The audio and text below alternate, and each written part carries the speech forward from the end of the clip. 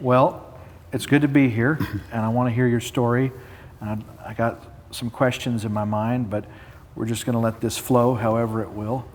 I had already told you that I wanted to interview you and hear your story, and then I heard that Brother Gary was hosting these story times with the seniors group, so I'm really glad to be with y'all for this first time, and maybe it won't be the last. So I'm going to start off by introducing Tsafrir Yarden, and I'm going to give a little introduction to your name. So Tsafrir starts with T-S, tsa, and then it's like saying free with freer. So Tsafrir, kind of like that. All right. And Yarden is like garden with a Y, Yarden. I'm 64. It's going to be next month. Next month it's going to be 38 years since we became part of the community. And the month after, it's going to be 40 years since we first met the community. Wow. In September. The community up in Colorado. And I live here on the farm. But you're not from Texas. My accent gave me away sometime. Slightly. Yeah. I was born and raised in Israel. My grandparents left Europe in 1929 at the 20 and 21 years old young people, feeling the call back to the land of Palestine at the time, with what called the Zionist movement. They were both from religious families, very religious families, and that was the major difficulties. So your grandparents immigrated from Europe to Palestine in 1929? Yes, sir. From Poland? Right. What was the situation in Europe and what made them move? There were always troubles coming here and there, but they did not move in the midst of a huge trouble that used to come as waves. They felt there was a movement called the Zionist movement, the call back to Zion, that began about 30 or 40 years before. After 2,000 years, there was always people trickling to Palestine, but that was a major movement that started going through Europe. And they, as young people, felt they want to go. How long had your ancestors been in Europe before your grandparents decided to move in their 20s? It can be in the 800 years.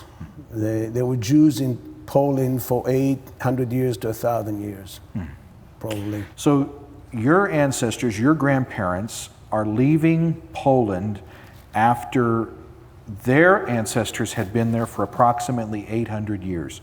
Was that move celebrated by the Jewish community and by their other family members? No. My grandparents' story was pretty clear. My grandmother told us that my grandfather's mother laid on the railroad track when her oldest son, my grandfather, was leaving, and she said, "This train will move on my dead body." She was on the train when her brothers came and asked her to get off because she's killing her family. And when she did and went back home, they were sitting on small stools mourning for the dead, which was her. She was considered dead, and the rabbis came and talked with her for 3 days. She said she didn't eat. So she and her husband have this dream to go to Zion. And it is so disturbing and upsetting that her brothers come and drag her off the train. She goes home and finds that her own parents are mourning her absence as if she were dead. Correct. And her mother says, "You can't go, the train will have to drive over my dead body first." Why so much intensity? Because they live in a tradition of a Jewish religious tradition that kept the law for thousands of years, and definitely in their families and rabbis and this, and for them it was breaking all the norms and all the habits and everything they did, and they didn't welcome it at that time. This is 1929, 10 years after the end of World War I, and just before the ramp up to World War II. Mm-hmm. I imagine in hindsight, your grandparents must have looked back on that with a lot more clarity and even more conviction in years to come. Yes, them and not. It's 10 years from the beginning of Second World War, when Poland, the biggest accumulation of Jews, were decimated at the war. Do you know what happened to your family members that did not make the exodus to Zion, to Palestine? Yes, we do. We know that, because of my grandfather, two younger brothers, 13 and 15, were in the Aktia when they picked up the family and sent them to Belzec, to one of the concentration and extermination. And the younger one, his mom said, just run. He ran, they missed him. The Nazis shot him, but missed him. And he and his 15 years old brother have gone through the Holocaust, hiding as Polish with the help of other Polish, and came through the Holocaust. So we know the story. So some of them survived, but the most of them did not? No. I've read that in Germany, I don't know if it was the same in Poland, but I've read that in Germany, less than 3% of German Jewry were part of the Zionist movement, and that there was a great deal of hostility from the non-Zionists toward the Zionists. Why was that? It was an identity issue, and it's so pronounced that in 1897, when Theodor Herzl wrote his small book, The Jewish State, from Austria, in Germany, they went to the governor and asked to ban it. The Jews asked the government. The Jews asked the German governor to ban the book? The book and the Zionist movement over there. He tried to do the first Zionist Congress in Germany, and he got such an opposition from the other Jews that he had to move it to another place, to Basel. I don't think this is something a lot of people understand. Why were the Jews so hostile? Why were they so against the option of Zionism? Because if you are assimilated, they were assimilated in the culture. I mean, they were part of the culture. There was 100,000 Jews serving in the Kaiser army in the First World War. 35,000 got decorated and 12,000 died. And they felt Germans. So anybody who rocked the boat, everybody who say, well, we are Jews, we want our own country, can cause trouble because it's an identity issue, and suddenly you're different. Are you a Jew too? And all these things, they were worried that they're going to miss their great emancipation in Germany. And just think how many years it was before the shocking revelation came when Hitler came to power, and it sometimes was too late. Yes. So you're saying the majority of your ancestors were focused on becoming integrated into German or European culture, so much so that they saw the Zionist movement as a distraction from that or a threat to that. They believed their emancipation was at hand, and they didn't want to be taken off course. Correct. However, in Poland and Russia, the Jews were very separated. Their dress was different, their life. The people there were just feeling like the kids are leaving the tradition that we have followed for years, and that cannot be tolerated. They were terrified for something new. So the majority of those who were leaving were coming more from Eastern Europe, not Western Europe? I would say until Hitler came to power. And then the German Jews left as well, though that could. There was a few years you can, and after that, it became a problem. But the Germans were very comfortable. After the Weimar Republic, they fell apart. They had, when they passed the laws against the Jews, 8 Nobel Prize winners lost their job overnight, and one of them was Albert Einstein. Yeah. So fast forward, the Holocaust occurs, and the birth of Israel occurs, the rebirth of Israel in 1948. And that launches a conflict, and your grandparents are there. Are they part of that conflict? Yes, sir. They have joined in 1930 a new settlement called a kibbutz, which is kind of a socialist democracy of people who decide we're going to live together. We're going to share our life together. We don't care about material things. We want to work together, put our effort together. And they build this settlement, the kibbutz. Many times they were on the border of Israel, so they definitely was part of the conflict.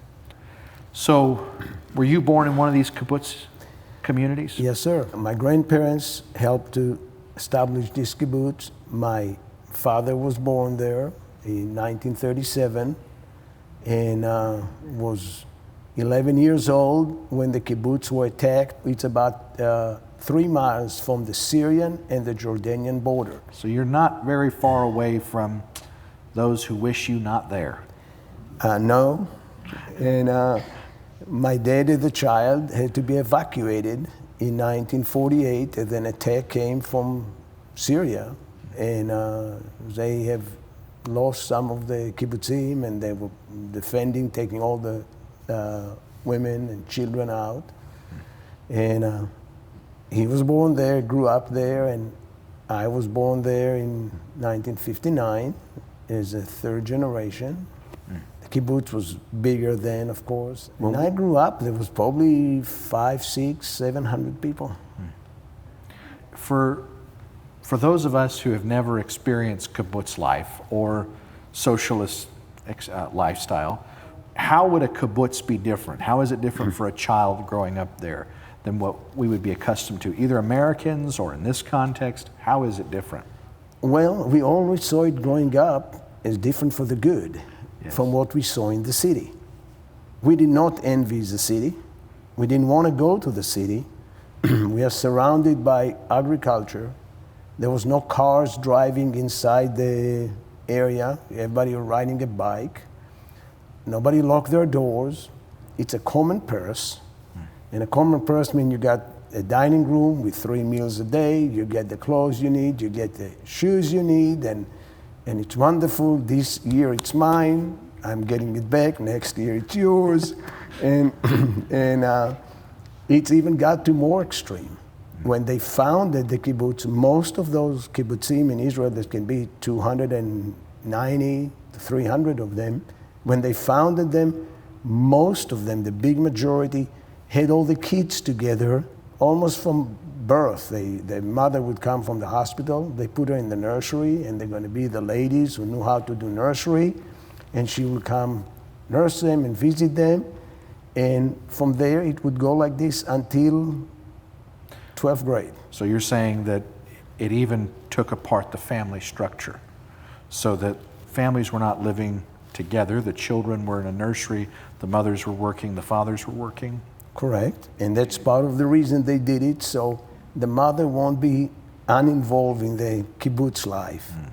We didn't know better, and we end up spending more time with our parents than many kids in the city, because every afternoon for 3 or 4 hours we would be with our parents, and they didn't have to be busy. They had an apartment for each family, and they would spend time with us, and we would ride our bike and spend time, and then they take us to the... So you didn't sleep with at home? No. Wow. Except a couple of times I got scared at night. I got up and I walked to my parents' house. My family name is Yarden, which means Jordan. In Hebrew, Yarden, it's Jordan in English. We were born a few hundred yards from the Jordan River. And before 1948, my dad used to swim there with the Arab kids from the neighboring village. There was no problems. And so it was right on the Jordan, about 2 or 3 miles from the south tip of the Sea of Galilee. So, You were in the neighborhood of Peter and except Andrew. I didn't know anything about it. So what did you know growing up in Israel, in a kibbutz, what did you know of Christianity? Well, it's a good question, and I'm going to try to explain it. It's important. Each one, education teaches faith to his kids. That's right. I mean, you teach what you believe in. And when you come from a socialist background that have no God in the frame, as kids, of course, we didn't know anything, but I went to school. I loved history. I always thought that Jesus was a God that the Gentile invented for themselves because they needed a God. and honestly, that's what I knew. And in Israel, but no, I knew more than that. I knew about the Inquisition. That for me was Christianity. The Inquisition. I knew about the Crusaders who slaughtered thousands of Jews. Those was Christians. I wasn't sure what Hitler was. If he wasn't a Jew or a Muslim, what else can he be? There was no any frame that there's, but what we have upheld in school was the Renaissance. The Renaissance, the Enlightenment, the French Revolution. Oh, that was such a thing, because that was the roots of the way we lived. I'd never seen it like this, but I didn't have the contrast of other kind of what religion was. We even had to study Bible in our secular school, taught by secular teachers who did not believe in God. So you're just saying that the framework that you had, your education, taught you to view people in terms of, are they Jew, are they Muslim, or are they Christian? And if they're not Jew and they're not Muslim, they must be Christian. And what you knew about Christianity was the Crusades that killed the Jews, the Inquisition that slaughtered the Jews. And you thought even Hitler, because he's from a Christian nation in Europe, he must be part of the Christian problem. But the one category that was elevated and celebrated was the Enlightenment, the French Revolution, the Renaissance, these aspects, these developments in Western culture. They didn't have any part to play or any fault in those troubling events. It was just religion.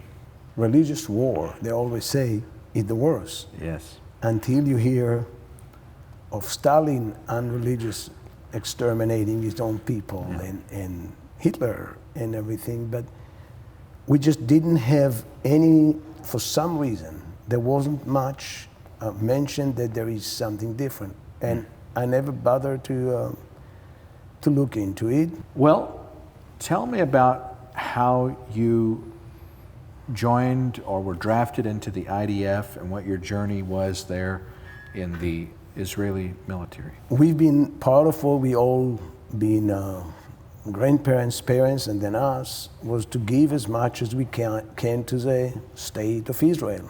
We saw it as we were part of a revolution. My grandparents, they left Europe, they left what they call the diaspora and the life in the village with all this persecution, and they came to Israel and they built the state. So I set my mind on a commando unit. It's a volunteer unit.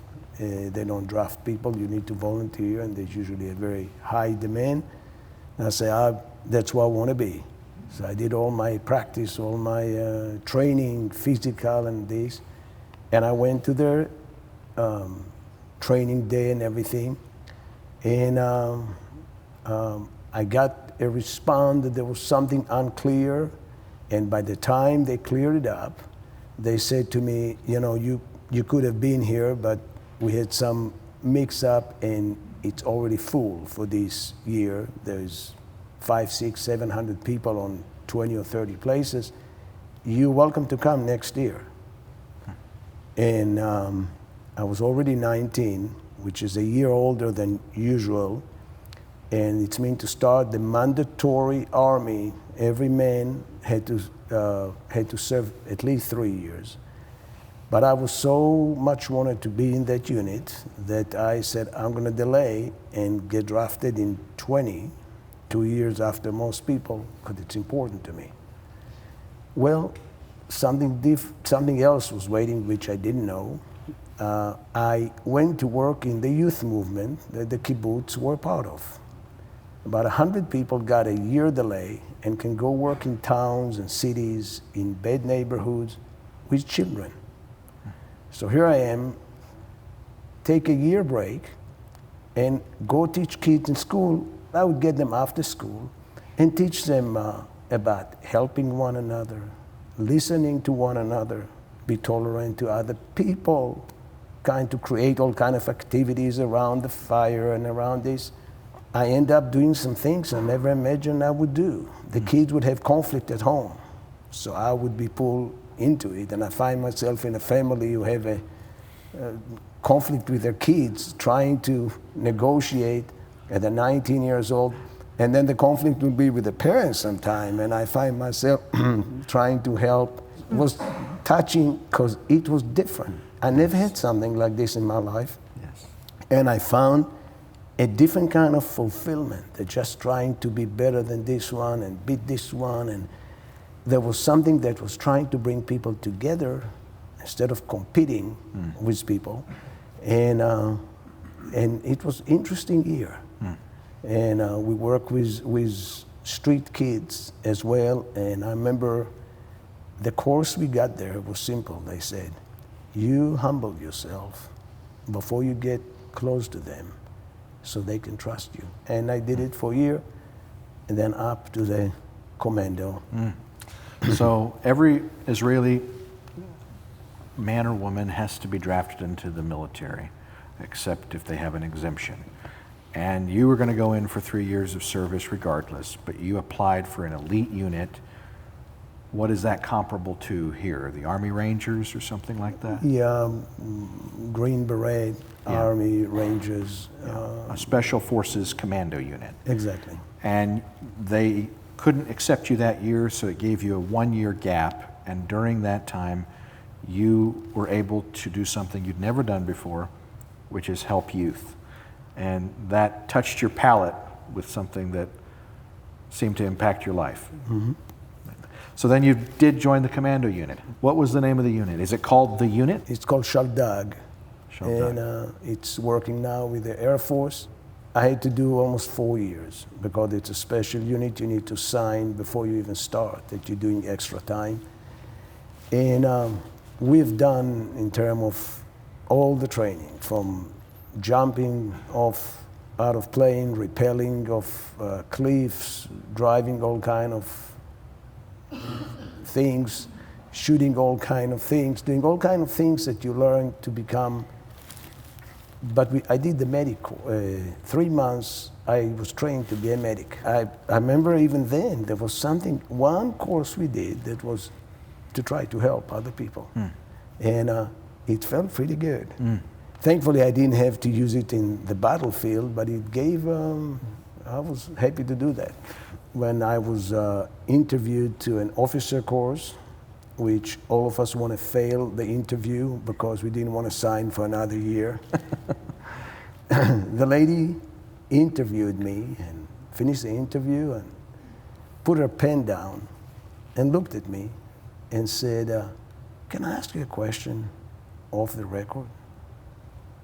Sure.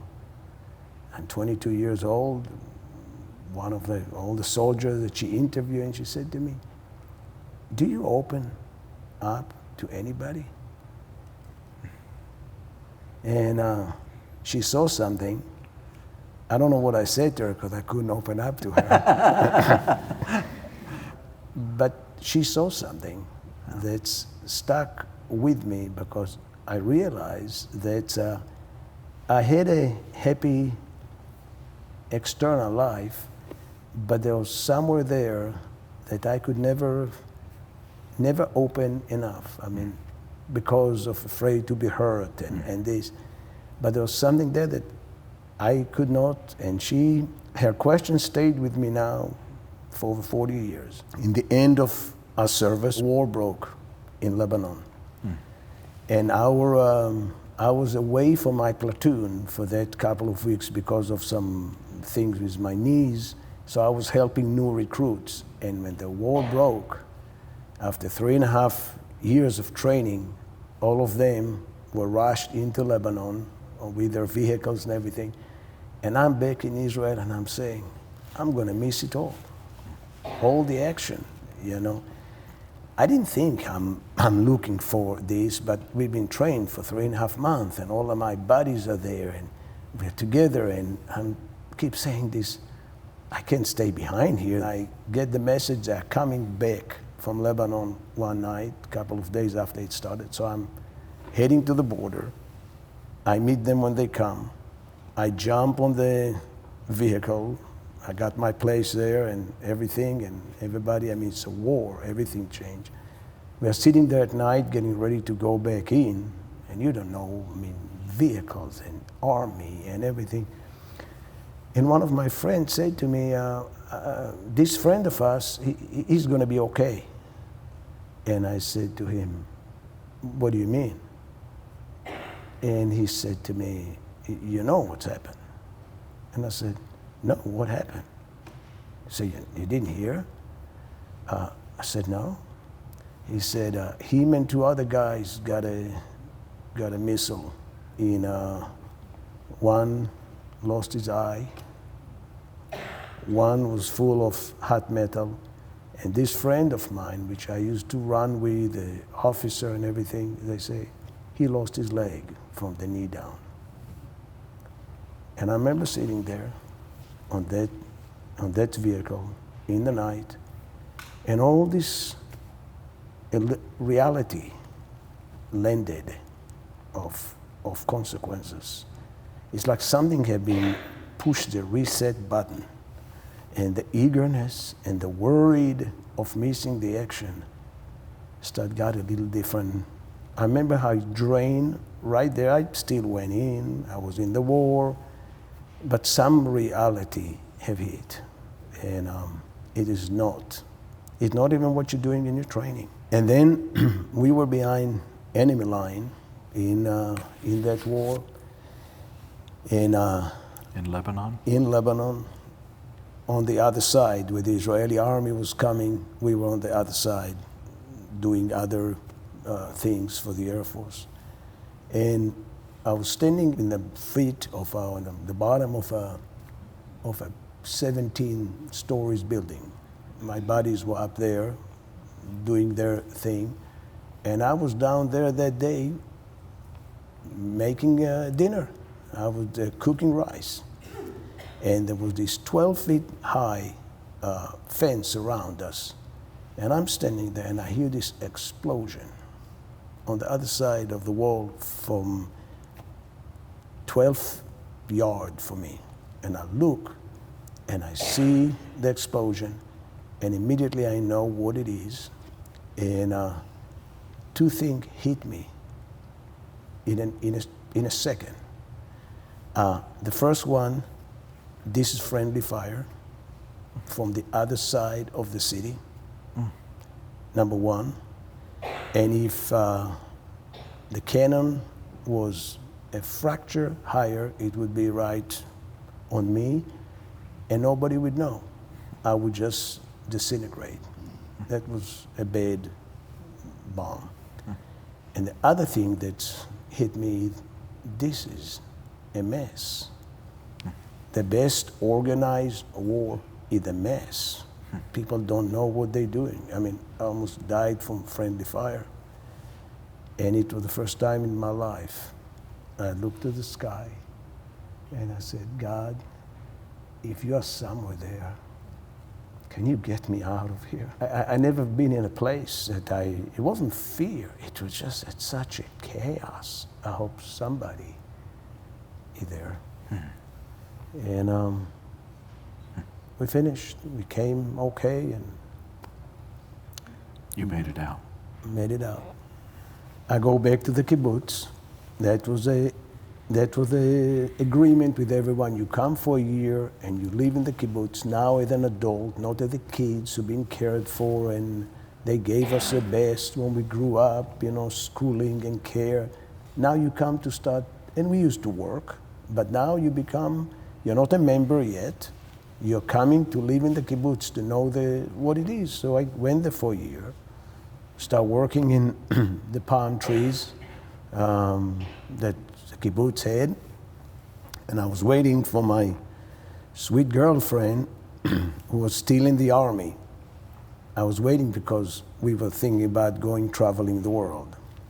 How had you met her? Well, first I say, her name is Noah, and it's a lady's name in Israel. I found myself give Bible classes before I believed in God yet. But Noah is one of the most popular ladies' name. She was born in another kibbutz, in the center of Israel. Her father was one of the founders of that kibbutz. And when she was 6, her dad was killed by Arab terrorists planting a bomb in a plane he was in, and all 38 people died, were killed. So we met actually at school. My mother-in-law, my future mother-in-law, was my English teacher for the last 6 months of school. So if I sometimes do not make mistakes, credit it to her. But she had a sweet daughter, and I said, in English I didn't do too good, but I got the best. Okay, so now you're out of the military, you have your girlfriend Noah with you, and you guys plan to travel. Yes, but a little problem, we need a little money to travel. Didn't have much, the kibbutz didn't have much, so I was looking for work in Israel. And nothing materialized, and then we heard through friends that in Austin, Texas, in the United States, there is a man who has an ice cream business, and you can come, rent an ice cream truck and work, and people say you make good money. Well, there's one thing we didn't know about June, July, and August in Texas. Why ice cream sells so well. Correct. So we have called, the guy said, come on. And it was pretty different. No cell phone, no this. One phone call we heard with English that was very limited on my end. My wife had a better one, but very limited. Said, come on, come on. We got a plane. We flew and we landed in Texas. We landed in Houston, and I never seen so many lights in my life coming over Houston that night. We are from the Jordan Valley. It's hot in the Jordan Valley, but it's pleasant comparing to July or August in Houston. I mean, it's hot. We got an ice cream truck, and we have a lot of stories about American culture shock. But they're all positive. Of course. Well, we were selling ice cream with probably 10 more Israelis. And one day, there was a message in the ice cream office that on that evening, they're going to have a picnic with the people. I don't know how they called them. We're going to be a picnic with some people in Austin that some other people met. I don't know how I was so discerning, but when I asked the Christians, and when I heard yes, I told Noah, I'm not going. I didn't realize how tolerant I was and open-minded, and no problems at all. The next morning, people came back, say it was nice. We had a picnic. We sang together and danced together, and some of the people in the ice cream, fine, it's not for me. And we kept going. That evening, Noah came back home, and she said, I met one of those guys from this group. He came to buy an ice cream and a soda or something. We talked. It was very nice, she said. Asked me, I'm from Israel, and because he met some Israelis. Great. And she said, he said, if we ever want to stop by and this, you are welcome to come. And I told him, we'll call him back. Well, no, I was much more decisive. Go ahead and call him back. What was her problem? And she said, no, I really want you to talk with him. And I said, go tell him we're not coming. She really would want me to call him and just tell him that we can come. So I took a quarter and I went down to the payphone. We didn't have a phone. We had mattress on the floor and we worked 14 hours days. And I called and he answered the phone. And before I had time, I think, to say we don't come, I said hello, and he said hello, and we started talking. And I came back home, up to the apartment, and I told him, no, he's actually pretty nice. He's a nice man. We had a good talk. I think she was relieved because that's what she felt. Yeah. And we made a decision to go and visit them one Saturday. And we went and met their home, simple home, and I was walking in looking on the walls to see the crucifix, to see all the things I know from Catholic churches that I went into in Israel. I didn't know there's other things, you know, seriously. Yeah. And there was none, but just a nice time. So we came one or twice more, and we met some other people. And they heard we are going to travel the United States, and they said, you know, we have a ranch in Colorado, not far from the Black Canyon. It's a beautiful place. If you ever get there, try to call. Here's a number. Call and they'll be happy to meet you. We took it and traveled. So to give a little context, you're meeting a small group of Christians, a house fellowship group of Christians who spend a lot of time together, sing, dance the hora, and you meet them there in Texas, and they say, we have another community in Colorado. If you're ever up there, pay a visit, and they give you a phone number. Yes, sir. We get in our station wagon. We drive to Phoenix to visit my cousin, and then we're heading north. And we're traveling and sleeping in the car to save money, and cooking and on the side of the road, and making our way and discovering you can be pretty lonely in America. Other places, Mexico, these, you have people You can out. be lonely in Arizona, you mean? Yeah. Yeah. Okay. Because in Texas, they were pretty nice. Yeah. They are not there at night. You are by yourself in some park. Yeah, we are just traveling in the country, and you know we get into Durango, Colorado, one night, and we look at the map, and we are 3 hours from the Black Canyon, something like this. So we remember they said they had, and I told, no, I'm going to call. If they invite us, we'll stop. Now, here it's important to understand that I had a classmate in Boston. When we landed in New York, we met him in Boston, we were there, and he said to me, he lives in America. But he's an Israeli. I'm Israeli from my class, married an American. He said, I'll give you 2 tips to help you here so you won't make mistakes. In America, don't call people after 9 o'clock. He said, they don't like it, that's their time. Don't call after 9 o'clock, it's not Israel. Second thing for Israel, he said, American can be very nice to you, but they will never invite you to their home. They might take you out somewhere, but their home is not like Israel. You knock on the door and come on, come into coffee. He said, I just want you to know, it's different than Israel. Thanked him. He was from Boston. So I'm going to the payphone, and I tell my wife, I said to her, I don't know the people. They just told me they have a community there.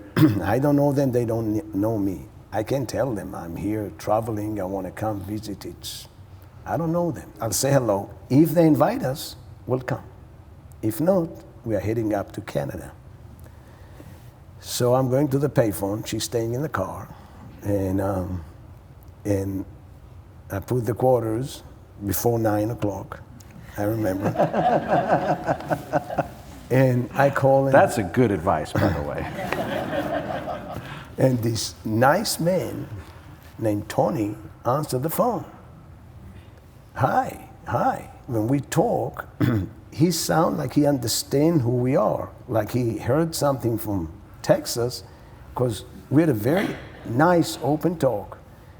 And I probably have spoken in English at that point with past, present, future, and if there's any other time as well mixed up. So I'm not sure if I say your trip was good, is good, will be good. I'm not sure what Brother Tony hear from the other side, but we had this very nice talk, and how was your trip? He probably asked, how was your trip? And I say, it's going good. And my ear doesn't hear the difference. But he's very nice, but not a word about stopping. So my friend's word come back to me, American going to be very nice to you, but they'll never invite you to the home. And it just didn't feel right. But that's a fact. There was something, noise looking at me from the car, and I motioned to her like this. We are heading up to Canada. Oh. And I'm about to hang up the phone, standing in this telephone booth, and Tony said, can I say one last thing? Sure. And he said, if you ever come back to the United States, would you come visit us? And it dawned on me, he think I'm in Israel. The static in the deal, he thought I was speaking for me, and I said, Tony, I'm in Durango. A second of shock, and he said, where? Durango, Colorado? I said, yes. He said, you're 3 hours from us. Come over tonight. We have a place for you. And something rolled over my chest. It was this close to miss it. But the next day we drove into Grand Junction, and we met the Selmarys and the Swaneson. They asked me in this wonderful dinner that they made, what would you like to drink? And we have this cola and this and this and this and root beer. And all what I heard was beer. And I hated beer. Bitter, bad. I don't know why people say they like it. Yeah. But I thought, if they have beer and they offer beer, I need to show them that I can drink beer. I say, I'll take. So I get all, embrace myself to this bitter, unpleasant taste of beer that I always hated. And when I put in my mouth, a different kind of sensation have fallen around the table. Root beer, the glories of sassafras. In Israel, the cough syrup for kids is made from sassafras. Oh. And if you come to Israel and I say to you, we got some root beer, and you say, oh, I love it, and you take a drink and you realize you are drinking Amka, that's what it tastes to me, but I didn't cough. And that's your introduction to the group of Christians in Colorado.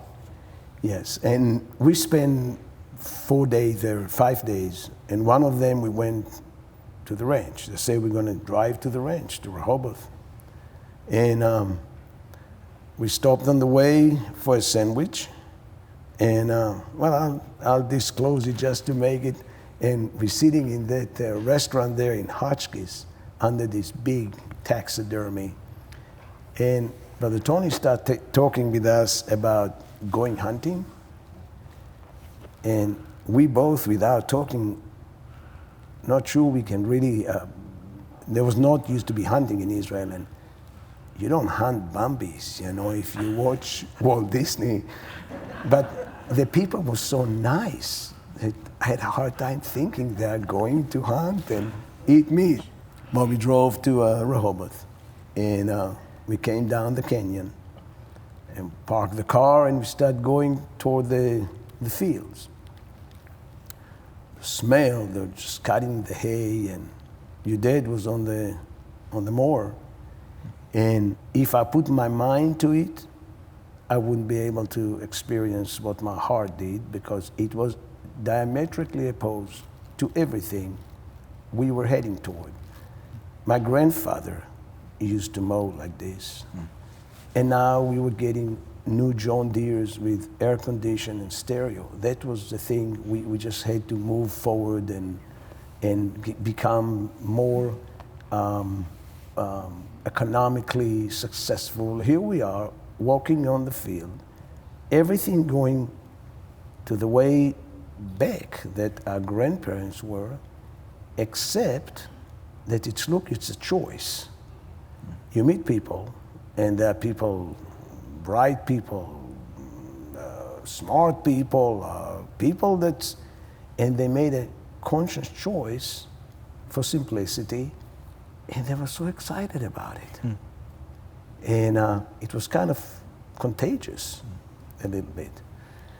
And that evening we sat down at some little room, and looking back now, I think I was trying to tell them the stories of our great mechanized agriculture, and they smiled, understood the new computers that you can punch at your bed, and it's going to water your bananas, and they get out with their shovel and water the field, and there was no conflict. It was just two worlds meeting there, and there was just a nice fellowship. Well, there was a lady there expecting, and she left in the middle of the fellowship, and she said she needed to go home to have a baby. Go home to have a baby. To go home to have a baby. And then her husband, your dad, left shortly after, and my wife said after that she was in tears. She never heard about something like this. But it felt so right, so much apart. And we spent that afternoon and went back to Grand Junction. Heard that the next morning they had a baby boy, and they looked for a name for him. That's mean in Hebrew, the birth of my people. There was just a feeling like there was maybe something more. We felt like we found the secret, and when we left after those 5 days, it was a little blessing from everybody, and we sailed into Highway 70. Who knows when, where, on our way to Canada. I was driving, and my wife was sitting next to me, and she tried to describe in her diary, what did we just see? And we found it a little difficult, so she put it in writing. It was a beautiful day, and I felt like I was in a dream. The dog with the 3 legs, but a smile, gather the sheep. And it was just, it's like there was something visiting a different world, and we couldn't put words to it. But and she keeps saying there was a music in that place. There was kind of feeling of harmony in this simple way of life. But it wasn't the place, it wasn't the physical. There was a sense of harmony. And we traveled, we wrote it down, we traveled, and kept saying to one another, we're going to have to come back. Going to have to come back.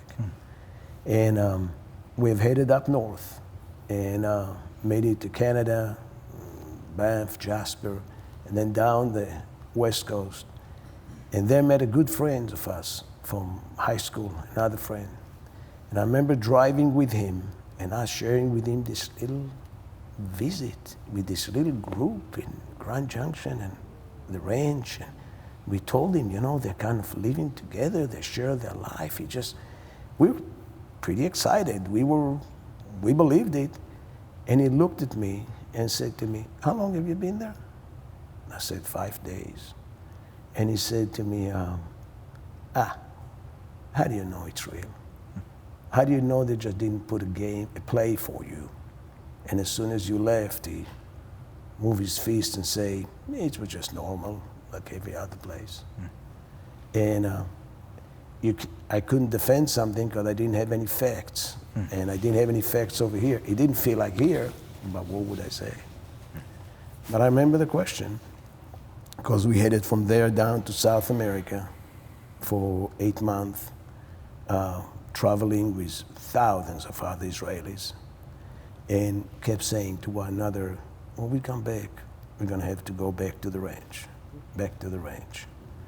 And indeed, 11 months later, we got back our car in Los Angeles and started driving from LA to Boston this time. We are heading up, traveling again now Arizona, the Grand Canyon or something, and we are getting close to the ranch. We look at the map. So a day before, in a little town with another payphone, we said we're going to call Shoshana. Gary and Shoshana, we stayed with them. They're very gracious to host us. And we're going to call them, see if we can stop by. So I'm standing at the payphone again with much more faith now than the first one. And I call and Shoshana answered the phone. Hello. And I say, hi. She asked, who is it? And I said, come on, with my accent, I say, can you guess? And she said, Gadi. I said, no. Reuben. I said, no. Eldad. I said, no. Giora. I said, no. And I said to myself, all those Israelis have discovered our secret. Those are all the people we worked in the ice cream with.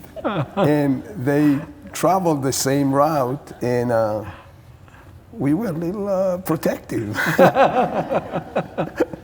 And finally, she didn't know where we are. She invited us, and we came the next day, and it was like a family reunion.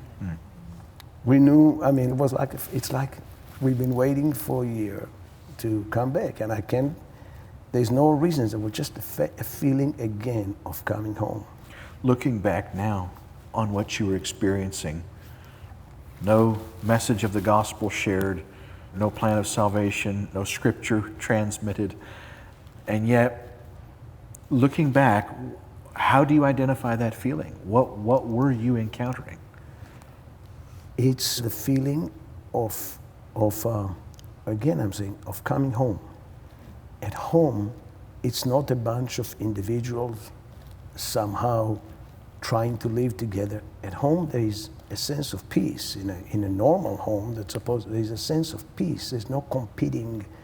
And I couldn't explain it, but there was a clear feeling of openness and love and welcoming. So this is 11 months later. That's a year. Now it's a year. We finished a whole year. And you're visiting the second time. Were you able to stay longer?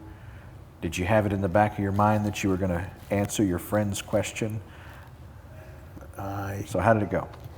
We stayed 2 weeks that time at the ranch and start saying goodbye after 2 weeks and finish saying goodbye a week later. We didn't really want to leave.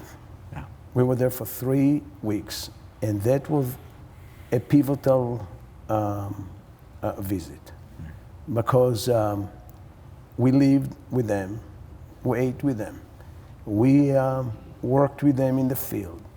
The work day was over, people run, change, take a shower, come, we would sit down and fellowships for hours in the evening in somebody's home and laughing. And I don't think we laughed that hard in a long time, if ever, and telling stories and hearing about ice cream experience and South America experience, and we hear about the work with the horses and what happened. And it was just a wonderful time. And we were with them.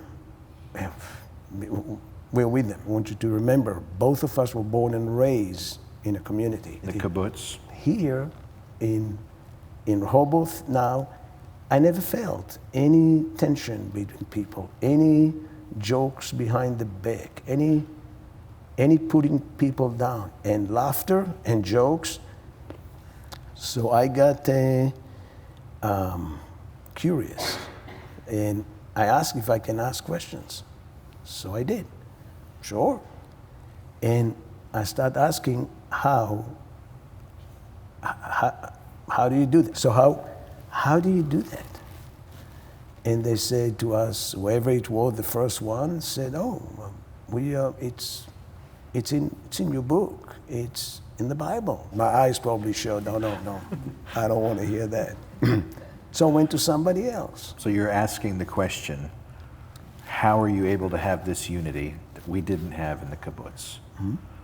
And they're saying the answer is in your book. Yeah. And I asked somebody else, and I said, explain to me. And they said, well, we're all normal people, but Jesus made it possible. And again, finally, I said to somebody, I don't want to hear about your belief and God. And I just want to know how you're doing it. You know?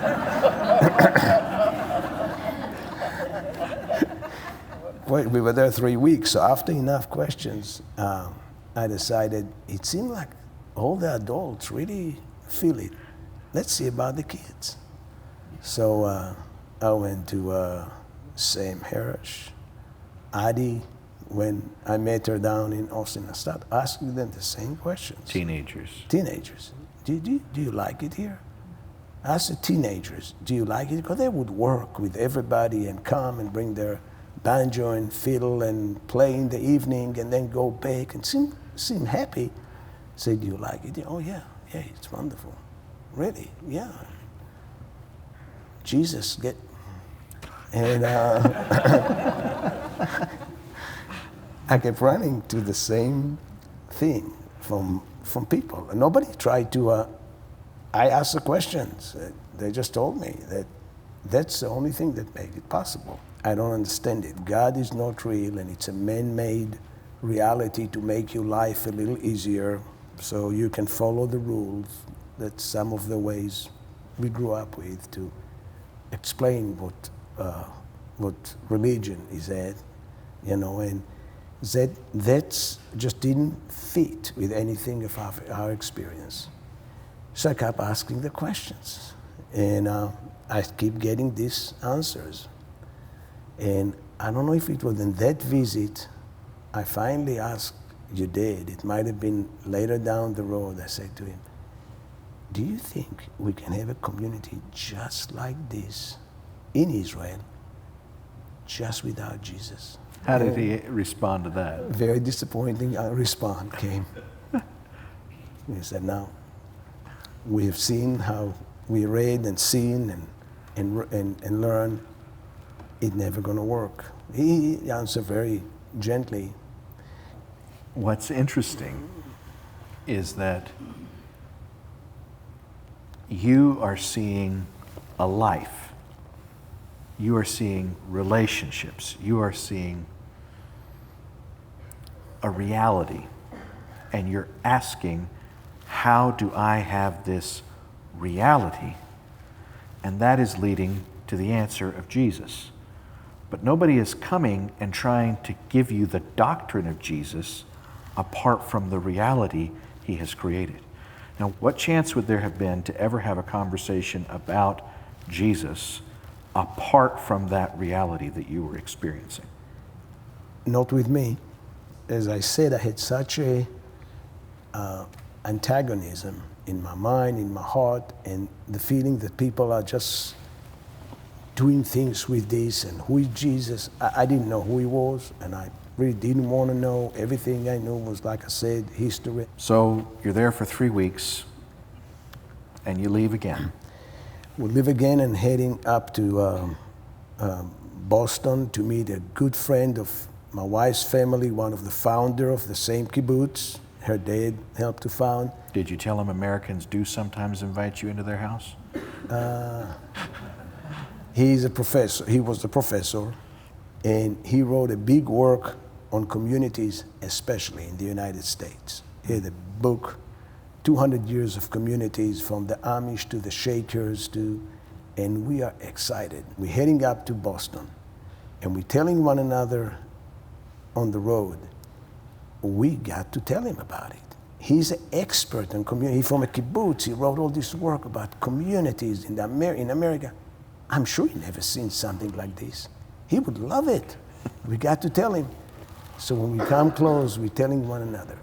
When we tell him, if he say, oh yeah, I know, it's like, we're not going to say a word. If he say, oh, this is wonderful, we're going to arrange a meeting for him.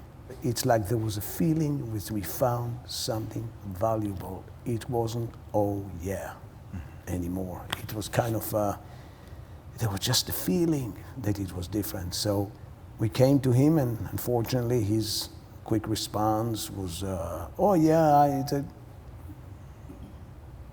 didn't say the word. Well, East Coast, Austin, and I think there, we are coming, visiting people who are selling ice cream, and somebody tell us there is a wedding. If you all want to. This is back in Austin? In Austin, in the community in Austin. We the already same know group of people, but the Texas version. the Texas version. We know some of them. The first one we met, and some of them are sitting here. And we feel like home, even that they don't have the land or they don't have, it feels like home again. So I'm going, and they say that we have a wedding if you all want to come. And my great discernment, as it proved to be in Bolivia, say to me, they're going to be good cakes. So we go to that wedding with probably 10 other Israelis that we invited to. We're all sitting there on the side. They're all behind us. And we don't know the couple, but we know some of the people, and it's a very simple wedding like we have. And it's important to note that Noah and I have been dating for 4 years by then. And not once have we talked about marriage. We didn't talk about it, but I think that it was a clear feeling that, how do we know? Ultimately, when you're dating, no commitment, but when you make the commitment, there was just a hope in us that it's going to be one time. One time you can make it with the right person. And how do we know this is the right person? So we never talked about it. We're sitting in that wedding. I don't remember what was shared. I probably didn't understand, and my mind was somewhere else. I sat there with all the Israelis, and the ceremony was over, and the minister said, I just want to pray for the couple, for their marriage. And they knelt down. Again, I never met them. I don't know them. And he laid his hand and started praying for them. And I'm looking at them like this, and something opened up. It never happened to me like this, but that you know. I looked at them and I say, they have everything I'm looking for. Something else put these people together, bigger than themselves, bigger than high school, bigger than tracks, bigger than sport. Something put them together, and it's going to hold them forever. And I'm looking at them, and it's everything we are looking for. And then before I realize, I feel this feeling come. And this time, it's not just a nice people's feeling. There's an overwhelming something come in the room that it's like everything froze to me. I didn't look around. I didn't care. It came. I didn't have time to even analyze it. And I'm looking at them, and this thing is coming, and that's what I was looking for. And this feeling keep coming from the side and growing, and it hit me. when it's about right here, I'm about to burst into tears. I'm 26 years old. I never cried in my adult life. I didn't shed a tear next to one of my best friend's grave, because that's how they taught us. That's a life. And I'm standing here almost overwhelmed with this strange but this wonderful feeling. And I locked in fear. I mean, I can't start crying here with 10 Israelis behind me. In a church. It would be such a sign of weakness and whatever. I didn't have time to analyze it. I just stopped, and the wedding was over, and I'm turning left to the girl sitting next to me, Noah. And I look her in the eyes and say, Noah, if we're ever going to get married, I want to marry here. We'll do something in Israel, but I want to marry here. And she looked at me with these big eyes. We've never talked about it, so we need to be careful. But it was one of those divine, unplanned thing happened to us. What was the feeling? With a wonderful feeling of hope that you can know what the will prepare for you. I wouldn't even say God yet, but there is a plan, there is a design that you can fit in. I learned later on to know that was the presence of God. Was that the first time you felt that? In this way, Yeah. I believe it for the first time. Now you've seen a life that needs an answer, and you don't like the answer, but you have to keep asking. And then you've experienced God as a feeling of His presence. This is a very different path toward becoming a believer. What's the next step? It's an unexplained, wonderful path. And I would just say, the feeling was almost overwhelmed. And again, I've done things. I jump out of planes, did other things. There's always a feeling of excitement and that was different. That was, it's like the secret place. And I didn't realize by what's happening inside, I was provoked to jealousy. Now it's not a theory. Now it's not nice people who decided to live together. Now they have something I'm looking for. We're heading up to another trip now to Mexico and Guatemala. Enjoy our trip and everything, but coming back to the United States 3.5 months later and landing back in Austin. Brother Howard is here, so I have to pay honor to whom honor is due. He's telling me, Brother Howard, listen, we have some families in Monterrey, Mexico. Brother Howard said, if you come back, give us a call me collect from somewhere, and I'll see if we have a ride for you up back to Texas. So we made it to Mexico City. We went to one of those Mexican booths and ordered a collect call to Texas. And I want to tell Brother Howard, we are coming down to Monterrey on the train in another day or two. And the phone start ringing. She's dialing the phone, and yet she haven't asked me for my name.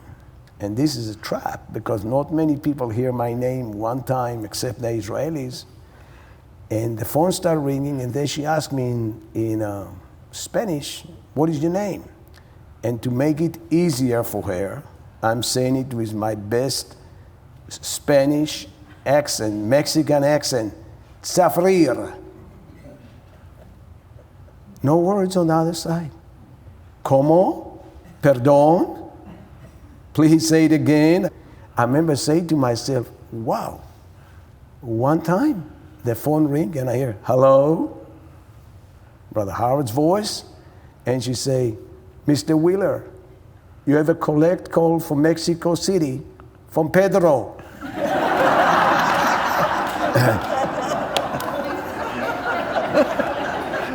And I'm saying, but he can't hear me. I'll accept. Hello, and hi, it's me. Start laughing and laughing. So we did get a ride with the Gomez's. And we came back and we discovered that the next day, I think about 50 men were flying up to Colorado to finish a building to a coming wedding for Terry and Teresa. And I forgot to say that Terry and Teresa, we remember them because that 3 weeks visit in Rehoboth that I said we worked, we laughed with this, we also sang. And both my wife and I remember that night when Teresa sang, "He that keepeth Israel, neither slumber nor sleep." And here we are, the non-believers, and something was in the room, was lifted. That's a hope was there. I hope it's true. It's almost like, I think something connected to my request there in the war, you know, when she sang it that night, there was a feeling like she really meant it, and she really felt it wasn't here. The feeling was here. And we came there a week before the wedding. And you had to be a man of great faith to believe you're going to have a wedding in a week in that building. No window, no light, no floor, no stairs. There was more no than, but everybody was working around the clock. It was cold and muddy and April, but people were working around the clock. And we joined the work to help, electricity and here and there. And it was, here another visit is coming from the other world. It was like, I've seen people working hard.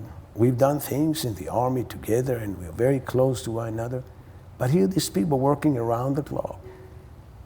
No tension, no hard word, not a curse. But once in a while they would get together and stand in the corner quietly and pray. We saw it. And it didn't repel us, it didn't push us away because there was it was part of what they were doing. It was genuine. And they were pushing to get it done. There was the push. Everybody know there was a push. And the night before, the lights came in and all the ladies became the electricians. And when I saw it, I said, oh, I'm an electrician. That's not going to work. Me of great faith. And the next morning we came, the day of the wedding. And it's like there was electricity, not in the deal. We're still working on this, but in the place. There was a sense of excitement and running the final stretch. Everybody was working and this and that. And we put the lights on. Everything worked great. And 7:20, we found the last problem. We ran out. There was no electricity for the music. And put the deal, no power. We got the deal open up. No wires. One of the nights, the sheetrocker did it quicker than the electricians. But it was done. At 7:20, it was done. At 7:30, it started. Even we were there with socks. And there was a feeling, again, dancing the horror together. There was a feeling that it was electrifying. We are back in Austin. We get an invitation from a good friend of us from Argentina to travel with them, one more in the United States. My wife and I take the offer, travel for 3 weeks with them, ending up in Rehoboth. They drop us off at Grand Junction, and we end up at the ranch again. And we're standing in a big junction in our life, because we travel Canada, United States, South America. What's next? And we don't talk about our own decisions. Should we go to Israel, go to school like everybody expected, get married, live in the kibbutz, because we love the kibbutz, you know? What should we do? Yet, there is an unsettled feeling, I would say, that we don't know what we are supposed to do. And I remember that time we were taking a walk with your parents to the sign, and your mom will remember it probably, because we were very very close with your parents. We felt closer to them, to our own natural family, and there was no reason except there was a bond. And I asked you Dad a question, something I think about Israel and the religious, and I don't remember the question. But he answered me, and I remember turning to go back and kind of looking, and something is coming together. I remember saying to them, the pieces of the puzzle start fit. And it's like something got out of the way that couldn't be reconciled in my mind, I think, with religion. And we're going back to Austin, and we make a reservation to fly to the Far East now, because if you don't travel South America, neither one of us want to do it, but that's what you do when you don't want to make decisions. However, there's some feeling that something is start shifting, and we make a reservation. We have a date to fly to South Korea, and while in Austin, asking if we can come to a meeting. You're in Austin? Yes, sir. And so you haven't attended church service yet? Never. In your life? Never. And you asked to attend the first time in Colorado? Yes, sir. And how do they respond? And your dad said, we have different gatherings with people on different levels. We have fellowships and food and talking this, and we have this get together. And this get together at a group, at a church, we come there to be open and vulnerable with one another. And if you feel like you're ready for that, you're welcome to come. And I wasn't. And he put it on me, and I'm happy he did.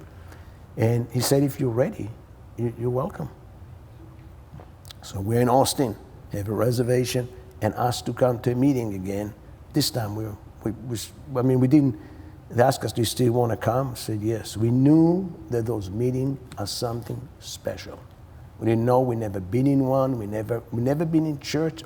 Church for us was a building, like a Catholic church in Jerusalem. And you've seen some of them. That's the word church means. They weren't even talking about a meeting. You did plainly tell us in these days, he said, ultimately it won't be enough if you have met nice people that live on a nice piece of land and you like the way of life and the lifestyle and everything. It won't be enough for you, he said.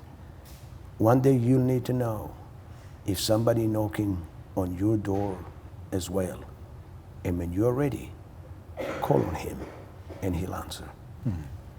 And we heard before, you call on the God of Israel. Then I still remember throwing one last excuse about, I heard that Christian this and that. And he said to me, it's your choice, whatever you want to do, but I just hope that you turn 80. You're not going to look back and say, I made the wrong choice. It's keep going back to me for decision. And Noah and I had a serious talk, a very short one, but I remember the one sentence being exchanged in that talk between us, and the sentence was, I think we both know that if we live now, we might live the rest of our life with the feeling that we missed the most incredible thing in life. That's what we said to one another. And we said, we need to try. And independently, not together, we both did. I'm not sure what Noah did, but I took my car and I drove to an empty parking lot in the neighborhood. And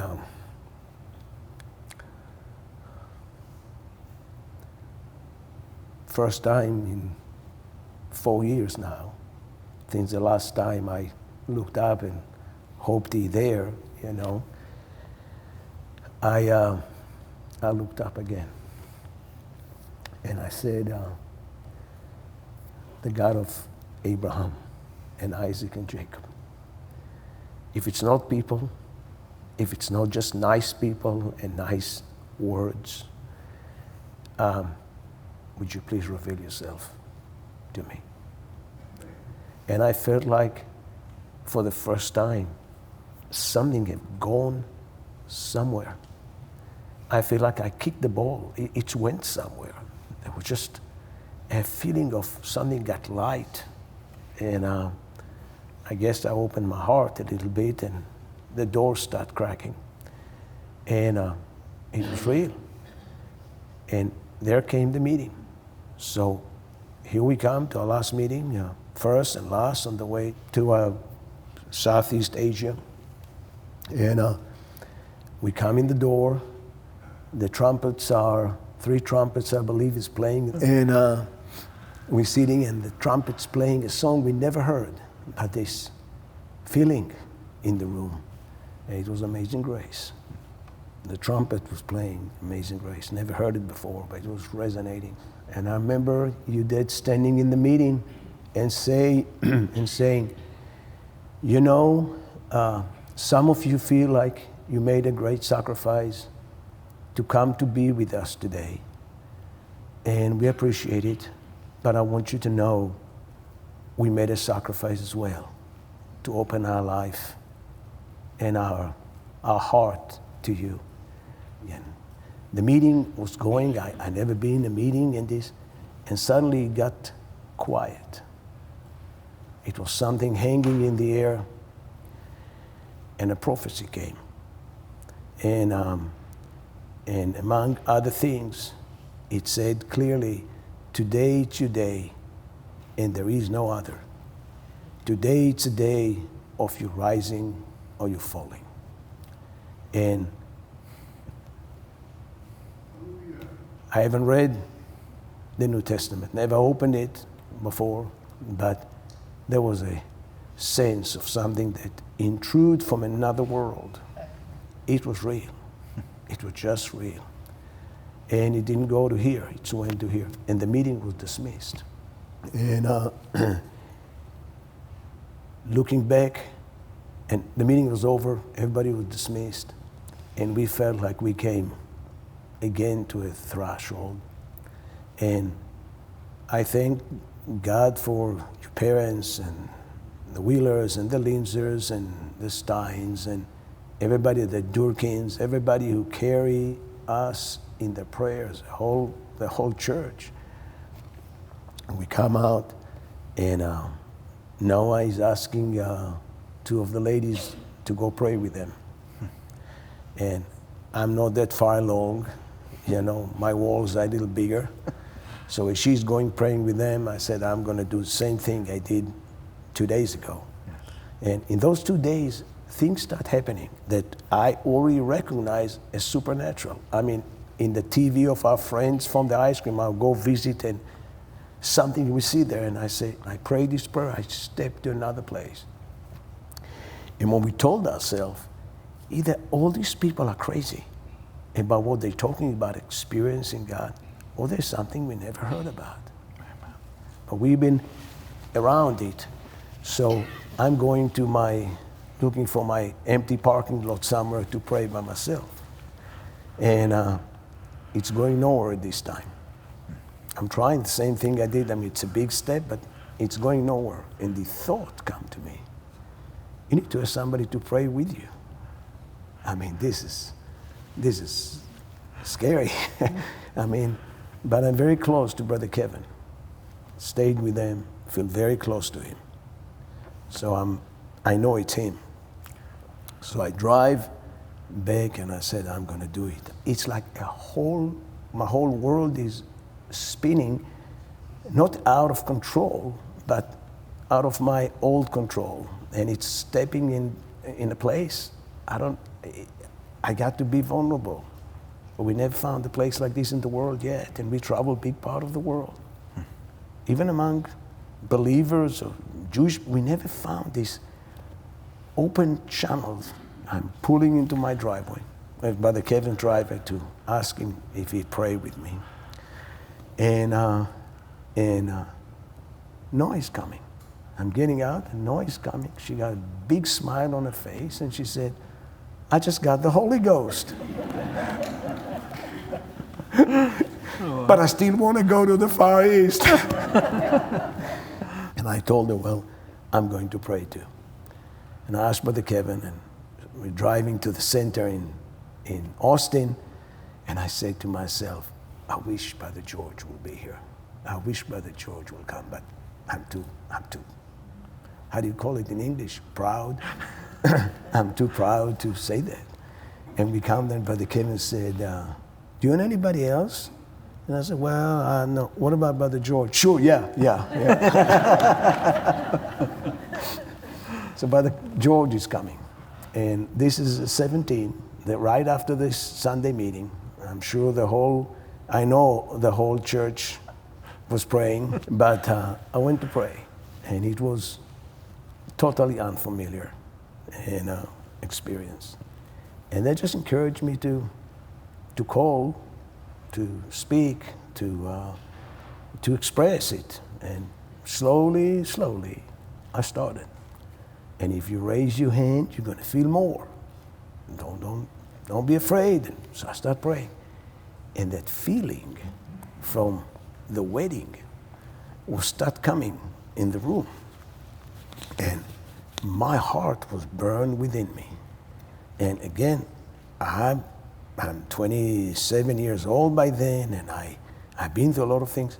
I was sure they can feel my heart through my chest when it was burned. So now I learned to pray and raise my hand and call on Jesus. And here is a big call on Jesus. Calling on Jesus was a huge, I don't know if it did that day or the next day, but it was a huge step. And every baby step I took, more I felt. But there was still more. And then they told us, there's one other half to this. It's baptism in water. And if there's something in Judaism that you want to identify with hatred of the Jews, with forced conversion, it's baptism. Christian baptism. Oh, this is something that's the clear step from one religion to the next. We were so excited, and let's do it. So the 19, I believe, we got baptized in Springdale in the concrete trough over there, and it was pretty special. There was a clear feeling in my heart when I stood there in the water that there's one world is finishing right now. One world will know I'm out. I mean, if anybody thought I'm crazy, that's it. That's going to be the family, that's going to be the friends, that's going to be the culture, that's going to be Israel, that's going to be everything. But there was a grace for it. So we got baptized and got out and danced the hora barefoot next to the baptism tank, worshiping God, and just a little worried that Israeli ice cream salesman might see a big gathering. Still felt like there was another step in depth that I supposed to get to, but there was more. And in one of those prayers, a word came. Somebody had a word of knowledge, and it came to me, and they said to me, you can't test the water and jump in at the same time. You're going to have to make up your mind. And that's exactly, I didn't see it, but that's exactly what I was doing. And I couldn't get offended. And I went home, and I went to bed, and I had a dream in the middle of the night. And in my dream, I've seen a big figure standing over a map of Israel, map of the whole country, but he was a big figure. I can see him from the side. I didn't see his face, but there was no need to words when it's come in a dream. All my big world was laying right there. And it was the day before our baptism, I believe. All my little world was laying down there. and he was standing over with a stick. And I realized as I was dreaming when I see that I got it all wrong. I was deciding if I will come into covenant with God. And something broke in me at the dream. And I woke up weeping and asking God to forgive me and tell him, you don't need to ask me, God. I want to ask you, would you please accept me? And I came to repentance. I was still the center. I was still seeing my big prize, and I just had it in reverse. And I woke up crying and weeping and feeling clean. And the next morning, we were at the Durkins' home. I was by myself upstairs. Noah was downstairs. And I started calling on Jesus, and this feeling from the wedding came, but it came 10 times stronger. There was not other Israelis, there was not a soul there, but something started coming in the room, so powerful, like somebody opened the water faucet of a big, and it started filling the room. And I felt it. I laid on the bed, and it came over me, and it kind of washed me, and went over me. I could not move. I felt my hand, my body. I stopped feeling my body, except I was calling on the name of Jesus. There was nothing could move anymore except one part of the body. And I was there, never felt afraid, never felt that kind of power. I never felt afraid, but I was like frozen under the power of the Spirit. And I started speaking in another tongue. And until I stopped, I mean, if I didn't stop, I don't know if I would be sitting here, because it was so overwhelming. He came and said, how much do you want? How much do you want? How much? And I wanted to be overwhelmed. And I was. Amen. And I got off this bed. I couldn't open the door because my hand was curled and frozen, and called my wife. And we went to meet your parents. And your mom said to me, I prayed that you're going to have an experience you can never deny in your life. Amen. We had a reservation to South Korea, to Seoul, South Korea. And I went back to the center a few days later, within a week or so, and I opened the Austin paper. I'd never done it before. And here's a picture of the message inside this paper. 5 killed in South Korea blast as Asian Games set to open. Seoul, South Korea, an explosion apparently caused by a powerful bomb killed 5 people and wounded 19 others Sunday at the Student International Airport. I looked at it, and I looked at the date. That was our reservation. Today, and there is no other. I stood there and I saw it. How many children have you had? 6. How many have stuck with your faith? All of them. Yeah. How many grandkids? 18. Wow. 3 generations now. 3 generations. Was it worth it? 10 times over. When Shahar came to visit us, a year later, I said, Shahar, he just kind of came out of me, and I said, Shahar, I want you to know, we found the next step for Grandpa and Grandma. Amen. That's all. We do nothing different than they did. Our parents got very worried in Israel at that time. So they went to talk with a friend of us, and please, this credit is not for us. Don't misunderstand. This credit is to the Lord and to his wonderful body who carried us, nurtured us, birthed us. But they came to a good friend of us who was here with us, 2 Israelis who were working in the ice cream like us. And they told me that when my parents came to them to ask about the fellowship, they said to them, don't worry for Tsafrir at all. They had the courage to do what we didn't. And you can't go back now, 40 years. You can't go back. How grateful I am for the God Amen. who gave us a little courage to take a little step. Amen. Well, what would our life be without you and your family and Sister Noah? We wouldn't be us. So much grace, so much truth, so much love. Yes, the community was giving birth to you, but you were going to turn around and help give birth to many more. You felt you were pioneers like them. They left Europe, and you left unbelief. Yep. Amen. They found Zion, but you found the real Zion. Yes, sir. To Jews like us, who are coming from a background that God never been real, I would say that the God of the Bible, the God of Israel, the God of Noah, Abraham, Moses, and the prophets have never been something in a prayer book and never been a concept or a philosophy.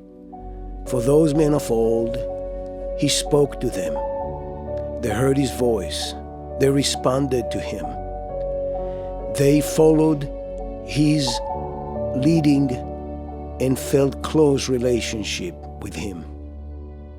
And I would say that nowhere in the Bible it ever said that he stopped doing it, that suddenly he changed. To the contrary, it says that the God of Israel never changed. So I will encourage anyone in our place or any other place who wants to come to relationship with God to call on him, to trust he hears you. And when you do it with your whole heart, mind, soul, and strength, he will come near you. You're going to feel his presence. God is love. You're going to feel his love. You're going to feel his comfort. You're going to feel his direction. Because he's still seeking people who want to be in relationship with him. And that's what I would say, because that's what we experienced.